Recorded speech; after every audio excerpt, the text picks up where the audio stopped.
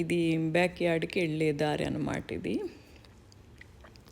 Gate తీసుకొని లోపలికి వెళ్తే ఇక్కడ అల్లము చామంతులండి తెగ పూసినాయి. ఇది కరివేపాకండి, చూడండి ఎంత నవనవలాడతాయి, ఎంత బాగుందో అప్పుడు. ఇది ఫిగ్ చెట్టు అండి. ఈ ఫిగ్ చెట్టు కూడాను 1 సంవత్సరంలో అంత పెరిగిందండి అది.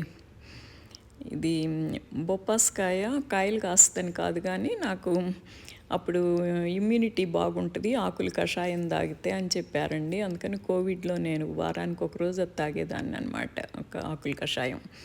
ఈ మిరపలు, వంగలు, ఇక్కడ బచ్చలి, ఈ పక్కన చిక్కుడు,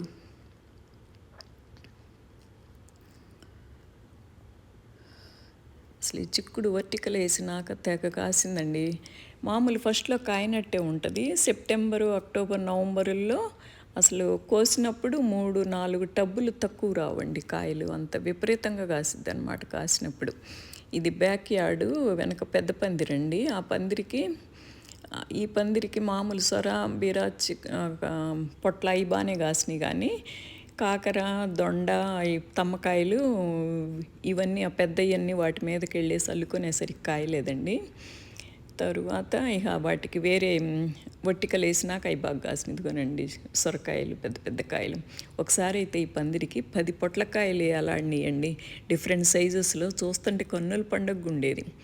అక్కడ అరటి చెట్టు కూడా ఉందండి. ఇది కాకర వట్టికలు వేసినాక దీనికి ఇది వేరే వచ్చి దీని మీద పడదు కదా, అప్పుడు ఇది బాగా కాసిందండి.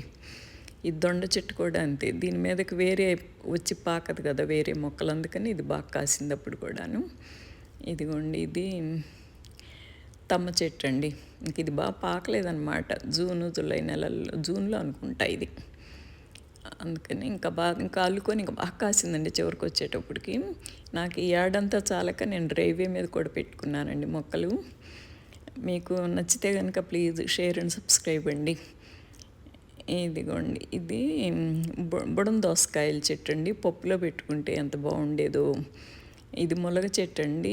ఇక్కడే మాకు తోటకూర, పాలకూర, గోరుచిక్కుళ్ళు కూడా బాగా కాసినాయండి. నాకైతే భలే ఇష్టమండి, మీకు కూడా ఇష్టమైందని అనుకుంటున్నాను. బాగుంది కదా మా yard. Please share and subscribe అండి.